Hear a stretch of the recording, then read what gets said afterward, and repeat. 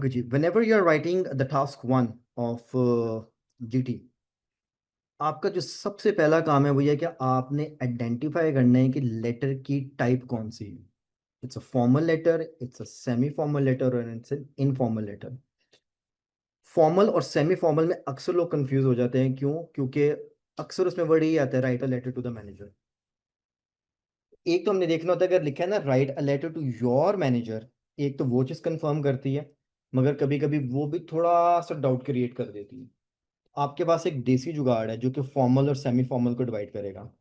ये पूरा का पूरा आपका रूब्रिक है जिसमें क्वेश्चन और इंस्ट्रक्शन सारे हैं। आपकी इंस्ट्रक्शंस के अंदर जो सबसे लास्ट टू इंस्ट्रक्शंस है एक्सट्रीमली इंपॉर्टेंट है, और मैं सिर्फ आइल्स की बात कर रहा हूँ अभी। वो हमेशा आपको बताते हैं आपने ऐसे को, सॉरी, लेटर को स्टार्ट कैसे करना। अगर वो लिखते थे ना begin your letter as dear sir slash madam, इसका 100% मतलब होता है कि आप अननोन पर्सन को लेटर लिख रहे हैं। That is the IELTS tip. Unknown, unknown means कि आप नहीं जानते किसको लेटर जा। तो ये लेटर जो होता है ये बाय डिफॉल्ट ही फॉर्मल लेटर होता है। तो फॉर्मल का मतलब ये है कि आपने एक काइंड ऑफ एक ब्लाइंड लेटर लिखना है। You don't know who is the manager, who is going to read it. तो आप एक बड़ा ही लाइक तरीके से एक जनरल जनरल बात करते, पिन पॉइंट नहीं करते रीडर। इसलिए आप इस लेटर में किसी का नाम नहीं डालते, पढ़ने वाले का, ठीक है। हाँ, अपनी डिटेल्स लेटर के मुताबिक आपने डालनी होती है। ये वाली बात समझ आइए। और जब भी आएगा ना आपका इनफॉर्मल लेटर, तो वो हमेशा एक नॉन पर्सन को होता है। हम जरा साथ उसको ये भी ले लेते हैं, और उसके अंदर हम उसको कहते हैं ये इनफॉर्मल है। और इनफॉर्मल में हमेशा वो यही कहेगा कि जी write a letter to the manager, और जो आपका स्टार्ट है वो यहाँ पे डियर लेके आगे इलिप्सिस कर देगा। इलिप्सिस का मतलब होता है, मैं यहाँ पे टाइप कर देता हूँ, जैसे फॉर एग्जांपल वो इसमें कहेगा जी डियर, और क्वेश्चन के अंदर फिर आगे डॉट्स होंगे, मीन्स कि आप कोई ना कोई नाम ऐड करें, जो कि क्लियरली इंडिकेशन होता है कि वो सेमी फॉर्मल। आप मुझे बता नहीं रहे ये सेमी है, मैंने इसको इनफॉर्मल लिख दिया। ये सेमी है, इन नहीं है। दिस इज सेमी, मैं एस फॉर्मल कर देता हूँ, ठीक है। इन दोनों लेटर्स में फर्क सिर्फ और सिर्फ इतना है, फॉर्मल के अंदर हम बस डियर सर मैडम से स्टार्ट करते हैं, रीडर का कोई नाम नहीं डालते। और सेमी फॉर्मल के अंदर हम हमेशा लिखते हैं डियर, आगे कोई ना कोई नेम ऐड कर देते हैं। और क्योंकि ये एक फॉर्मल कैपेसिटी में लिखा जा रहा है, तो हम टाइटल साथ जरूर लगाते हैं। अब अगर मैं कहूँ जी नाम के साथ टाइटल लगाना, तो ये टाइटल क्या होता है? What is title with the name?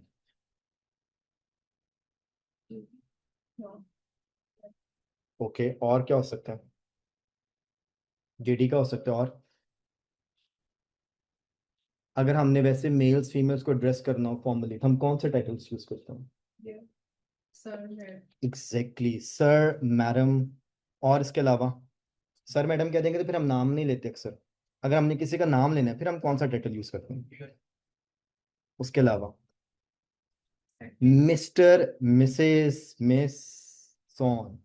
तो आपने जब भी सेमी फॉर्मल लेटर लिखना है, तो उसके लिए लाजिम होता है कि आप अगर किसी मेल को मुखातिब कर रहे हैं, तब मिस्टर, आगे उसका सिंगल नेम। मैं लास्ट पे नहीं जा रहा, अव्वल तो इसमें लास्ट लिख रहा था, मगर आप सिंगल नेम बस कर लें, ठीक है। इसी तरह अगर आप किसी फीमेल को लिख रहे हैं और वो मेच्योर है, हमें नहीं पता वो मैरिड है कि नहीं है, तो आप उसके लिए एमएस का टाइटल यूज करते हैं, मिस, और आगे अगेन सिंगल नेम, यहां पर भी सिंगल नेम। और अगर कोई मैरिड है तो फिर हम मिसेस का टाइटल यूज कर लेते हैं, ठीक है। तो आमतौर पे आपके जब सेमी फॉर्मल लेटर्स आते हैं तो वो किसी अडल्ट को लेटर लिखवा रहे होते हैं। तो मेल्स के लिए हम मिस्टर, जैसे हम कहते हैं मिस्टर ब्राउन, या हम कहेंगे मिस ब्राउन। अब वो ब्राउन जो है हो सकता है उसका लास्ट नेम हो, फर्स्ट नेम, अगर हमने सिंगल नेम यूज करना, दैट्स द क्राइटेरिया। इसको हम बोलते हैं टाइटल। गुड, ठीक हो गया। किसी को कंफ्यूजन तो नहीं है कि लाइक फॉर्मल और सेमी फॉर्मल में फ़र्क कैसे निकालना है? ये एग्जाम में बड़ी एक सिंपल सी चीज़ है। बाकी जो आपका सारा का सारा लेटर है वो एक्चुअली घूम रहा होता है फैक्चुअल डिटेल्स के ऊपर। अगर हम फैक्चुअल डिटेल्स की बात करें, तो यहाँ पर आपने होटल बुकिंग की थी, आप उसको चेंज करना चाह रहे हैं, खास तौर पे डेट्स और डिटेल्स। अब अगर आप चेंज करना चाह रहे हैं तो एक ऑब्वियस सी बात है, पहले आप बताएंगे कि आपकी बुकिंग कौन सी डेट्स की है, कब से कब तक, और उसकी डिटेल्स क्या थी। मींस आपने सिंगल रूम लिया है, आपने डबल रूम लिया है, आपके कितने लोग हैं जो आना चाह रहे थे। उसके बाद हो सकता है आपने कोई एक्स्ट्रा चीज़ें ऐड करवाई हो बुकिंग के अंदर। मे बी आपने कोई एक्स्ट्रा फ्रिज या उसकी आइटम्स रखवाई हो, आपने एक्स्ट्रा मैट्रेसेस रखवाए हो, या आपकी कोई बड़ी स्पेसिफिक डिटेल्स हो कि जी हमें विंडो रूम चाहिए जहाँ से व्यू अच्छा हो। मे बी आपकी कोई और ऐसी रिक्वायरमेंट होगी जी रूम इस फ्लोर पे होना चाहिए। May be somebody is old, आपके हो सकता है होटल में अगर वो लिफ्ट्स नहीं है तो आपके जी हमें ग्राउंड फ्लोर पे चाहिए। मे बी आपने कोई ऐसी डिटेल्स दी हो कि हमें व्यूज देखने, हमें बिल्कुल टॉप फ्लोर का चाहिए। इसमें बहुत सारी डिटेल्स आ सकती है कि कमरा किस तरह का होना चाहिए, इसके एंगल्स व्यूज क्या होने चाहिए। जब तक आप पुरानी डिटेल्स नहीं देंगे आप नई डिटेल्स ऐड नहीं ना करेंगे, क्योंकि आपने क्या करना है, आपने चेंज करनी है। Making sense. तो आपके लेटर के अंदर मोस्टली फैक्चुअल डिटेल्स है, अपने फैक्ट्स बताने होते हैं सिंपली। अब पहला बुलेट ये है, give details for the booking you have made. Obviously date और डिटेल्स यहीं पे आ जाएंगी सारी। फिर आपने बताना आप चेंजेस क्या हैं, आपने डेट्स आगे करनी है या पीछे करनी है, यही होगा इसके अंदर। यहाँ तक थोड़ा सा पीछे आ रहे होंगे, अर्ली आ रहे हैं, या आप कहेंगे कि हम थोड़ा सा लेट आ रहे हैं, तो आपने उसमें डेट्स अगेन मेंशन करनी है। और अगर आप रूम के अंदर कुछ चेंजेस चाहते हैं या डिफरेंट टाइप ऑफ रूम चाहते हैं तो फिर आपने रूम की डिटेल्स को भी चेंज करना है। कंटेंट बनाने के लिए इट्स बेटर कि आप डेट्स भी चेंज करें और रूम की डिटेल्स को भी चेंज करें, कुछ ऐड या डिलीट करवा दें। और साथ आपने बस अब एक रीजन देना है कि क्यों हुआ है। अब यहाँ पे प्लूरल है, स्टेट रीजन, तो इसका कम से कम दो रीजन आपको देने पड़ेंगे कि आप ये क्यों करना चाह रहे हैं। हाँ जी, यहाँ तक ओके है। इसके अलावा आपके लेटर में 7 एलिमेंट्स होने चाहिए। 7 एलिमेंट्स का मतलब है कि आपने 7 चीज़ें पूरी करनी है। फिर राइट दिस, आपका फॉर्मेट कंप्लीट है, क्योंकि इसमें फॉर्मेट के मार्क्स हैं। नंबर वन इज आप एड्रेस कैसे करते हैं। ऑप्शन था डियर सर मैडम, आप डियर सर भी लिख सकते हैं, डियर मैडम भी लिख सकते हैं, या डियर सर स्लैश मैडम भी लिख सकते हैं, क्योंकि आपको नहीं पता मैनेजर कौन है। आपका जो पहला पैराग्राफ होता है, this is basically the intro. आपकी जो तीनों बुलेट्स हैं, यहाँ तक उसको थोड़ा सा पैराफ्रेज करके लिखते हैं कि जी मैं क्यों लेटर लिख रहा हूँ, जिसको हम पर्पस कहते हैं। यहाँ जो आपको ऊपर कैप्शन दिया हुआ था कि आप होटल की बुकिंग चेंज करवाना चाह रहे हैं, आप उसी को रिफ्रेश करके पैराफ्रेज, जैसे हम आइल्स के टास्क 2 में करते हैं टॉपिक को पैराफ्रेज, यहाँ पर भी वही है, कुछ वर्ड्स चेंज करने हैं कि आप क्यों लिख रहे हैं। याद ये रखना है कि आपने हमेशा फर्स्ट पैराग्राफ में रीजन देना होता है कि why you are writing this letter, आपका पर्पस क्या है। अगर वो आपने यहाँ पे अच्छे से एक्सप्लेन कर दिया, आपका पहला पैराग्राफ होगा। अगेन इसमें ज्यादा डिटेल्स नहीं जाती, टू द पॉइंट बात होती है। उसके बाद आ जाते हैं आपके 3 4 5 पैराग्राफ। ये आपके वो पैराग्राफ्स हैं जो आपके बुलेट्स बने हुए हैं। एडवाइस ये है, कभी भी इन पैराग्राफ्स को मर्ज करके नहीं लिखना। उन्होंने आपको 3 सेपरेट बुलेट्स दिए हैं, हमेशा तीनों के सेपरेट पैराग्राफ्स बने विद डिटेल्स। ठीक है। जैसे यहाँ पर आपने नाम डाल दिया, आपने बुकिंग नंबर डाल दिया, आपने डेट्स डाल दी हैं एंड सो ऑन। ठीक है। ये पुरानी डेट है, आप जो है ना कोई प्रेजेंट डेट डाल सकते हैं, कितने लोग आ रहे हैं एंड सो ऑन। ठीक है। और इसी तरह आपने आगे फिर उसके चेंजेस ऐड कर दिए। और साथ तीसरा जो हमारा था कि इसके अंदर आपने इसके बताना था कि why you are changing it, कोई ना कोई रीजन दे दे। कुछ भी बता सकते हैं, इसमें जरूरी नहीं कि आपने कोई बड़ा कोई सॉलिड रीजन देना है, आप माइनर सा भी कोई चेंज कर सकते हैं। हमारी छुट्टियां नहीं मिली, मे बी हमारे को फैमिली फ्रेंड्स ऐड हो रहे हैं, जैसे यहाँ पे लिखा हुआ है, तो वो बाद में ऐड हो जाएंगे, समथिंग लाइक दिस। उसके बाद इसकी एक छवीं चीज होती है, ये स्टेटमेंट लेते हैं। इसके बाद आपने गैप देना होता है, इसको हम बोलते हैं क्लोजिंग स्टेटमेंट। लेटर के मुताबिक आप इसको डिजाइन करते हैं। अगर आपका रिक्वेस्ट लेटर है तो ये रिक्वेस्ट वाली स्टेटमेंट होगी, अगर आपका कंप्लेन लेटर है तो ये कंप्लेन वाली स्टेटमेंट होगी, और अगर आपका ये थैंक यू लेटर है तो थैंक यू वाली स्टेटमेंट होगी। अब यहाँ पे basically it's kind of a request कि हमारी बुकिंग चेंज कर, तो ये रिक्वेस्ट होगी कि I am looking forward to hearing from you at the earliest, ताकि वो रिक्वेस्ट मैनेज हो जाए। एग्जैक्टली, ये स्टेटमेंट फिक्स नहीं रहती, चेंज होती रहती है। और आपका जो लास्ट वाला चीज है उसको हम बोलते हैं क्लोजिंग। अगर आप लिख रहे हैं ना फॉर्मल लेटर, तो उसमें हमेशा फेथफुली सेंड करना, क्योंकि आप नहीं जानते किसको लिख रहे थे। आप फेथ में उसको कहते हैं कि ओके जी फेथफुली आप मेरी रिक्वेस्ट को सुनेंगे भी और इसको लाइक मे बी एडजस्ट भी करें या इसको मान लें, सो ऑन। और फॉर्मल लेटर में इट्स कंपल्सरी कि आपने एंड पर नाम कोई ना कोई ऐड करना होता है, मगर वो नाम फुल होना चाहिए। फुल नेम का मतलब ये है कि एटलीस्ट उसमें 2 वर्ड्स होने चाहिए, फर्स्ट नेम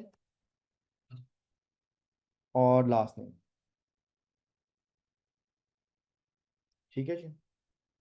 आप चाहें तो अपना नाम लिख दें, चाहें तो किसी का भी लिख दें, कोई फर्क नहीं पड़ता। और इसके साथ टाइटल लगाने की ज़रूरत नहीं है। हाँ जी, अगर ये सात चीज़ें पूरी हैं और आपने पहला और आखिरी लाइन को जो ये क्लोजिंग स्टेटमेंट अच्छे से मैनेज कर लिया और अंदर कंटेंट दिया है, तो वी आर गुड टू गो।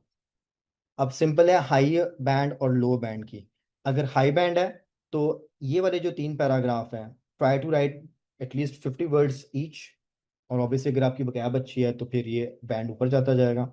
और अगर आप कोई ऐसा टेस्ट कर रहे हैं या आपको रिक्वायरमेंट है 4.55 बैंड की, तो फिर आपने ये जो तीन बुलेट्स वाले पैराग्राफ है इसमें 30-30 वर्ड्स ऐड कर देने। मीन्स इससे नीचे नहीं जाना, मिनिमम इतना कंटेंट होना चाहिए। हाँ जी, जितने वर्ड्स इसमें हाईलाइट किए हैं वो सारे कनेक्टर्स आप यूज कर सकते हैं। हाँ जी, वी गुड।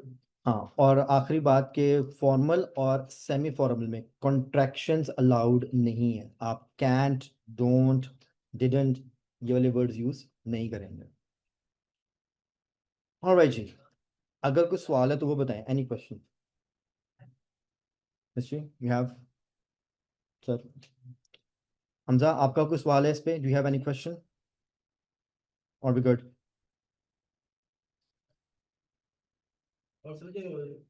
ठीक है।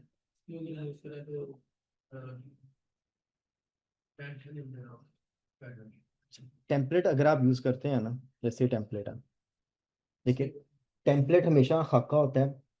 अब इसमें एक्चुअली आपको हर सेंटेंस का हमने स्टार्ट दे दिया। जैसे आप क्या लिख रहे हैं, आप रिक्वेस्ट लिख रहे हैं, कंप्लेन लिख रहे हैं, किसके बारे में? इसमें क्योंकि हम रिक्वेस्ट कर रहे थे, I am writing to request.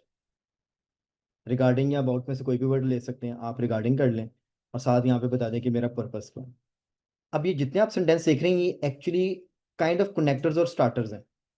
क्योंकि कई बार स्टूडेंट स्ट्रगल करते हैं कि स्टार्ट कैसे करना है, जैसे स्टार्ट कैसे करना है और बीच में इजाफी डिटेल कैसे डालनी है। ये आपका दूसरा बुलेट आ गया, स्टार्ट कैसे करना है, एक्स्ट्रा डिटेल कैसे डालनी है। इसी तरह तीसरा वाला पैराग्राफ, स्टार्ट कैसे करना है, डिटेल कैसे डालनी है। और ये आपकी क्लोजिंग स्टेटमेंट है। अगेन ये भी डिपेंड करती है, हमने थोड़ी सी जनरल बना दी है। Your understanding and cooperation in this matter would be invaluable. ये एक जनरल सी स्टेटमेंट, ये ऑलमोस्ट हर तरह के लेटर में लग जाएगी, रिक्वेस्ट में भी लग जाएगी, कंप्लेंट में भी लग जाएगी, थैंक यू में भी लग जाएगी। थैंक यू में नहीं लगेगी, खैर ये रिक्वेस्ट और कंप्लेंट में ज़्यादा लगेगी। और बाकी अगेन सिंसेरली तब लिखते हैं जब आपको पता हो, मीन्स ये आपका सेमी फॉर्मल के लिए होता है और फेथफुली आपका हमेशा इनफॉर्म सॉरी फॉर्मल के लिए होता है। दोनों में नाम हमारा पूरा ही आता है। अब बात रहे कि आपने जो पूछा है बैंड कितना मिलेगा, अगर खाली जगह पे जो आपने चीज़ें डालनी है वो हल्की हो गई, तो एग्जामिनर को एक बड़ा डिफरेंस नजर आएगा कि आपने जुमला कैसे लिखा और पहले ही जुमला कैसे लिखा हुआ है। मीन्स ग्रामेटिकल स्ट्रक्चर्स, वोकैब, अगर उसको बहुत ज़्यादा डिफरेंस नजर आएगा तो डेफिनेटली इसको पता लग जाएगा आपने टेम्पलेट यूज़ किया हुआ है। टेम्पलेट यूज़ करने के लिए you need to practice and practice on the template, at least template के जनरल खाके के साथ आपके वर्ड्स मैच हो जाए। अगर आप इसको बहुत अच्छा कर लेते हैं तो 7 में भी जा सकते हैं, और अगर आप नॉर्मल नॉर्मल करेंगे तो 4.5 पे तो फॉल करेंगे। अब ये आप जब प्रैक्टिस करेंगे, हमें दिखाएंगे, तो देन वी कैन सी कि आप कहाँ पे फॉल करें, उसमें फिर आपको ऐड और डिलीट करवाएंगे। सिर्फ टेम्पलेट को अंडरस्टैंड करवाने के लिए हमने सेम आंसर को टेम्पलेट में भी लिखा होगा, उसी आंसर को यहाँ पे भी डाला होगा। अगर आपने टेम्पलेट को सीखना ही है तो कैसे सीख सकते हैं? आपके पास कोई आंसर होना चाहिए जैसे ये, इसी आंसर को इसके अंदर फिट करें खुद से और फिर इसके साथ कंपेयर करने को कि मैंने कैसा फिट किया। It's making sense, that's good to go. ठीक है। मगर टेम्पलेट जो हमारे स्टूडेंट यूज़ कर लेते हैं लाइक नॉर्मली 5.5-6 बैंड आराम से निकाल लेते हैं, और जो अच्छा यूज़ करते हैं 7+ में भी जाते हैं। हाँ जी, और किस सवाल? गुड। ठीक है। तो मेरे जो जीटी के फ्रेंड्स हैं, हमजा यू आर ऑफ, और बाकी जो हैं एकेडमिक है, आप कनेक्टेड रहें प्लीज।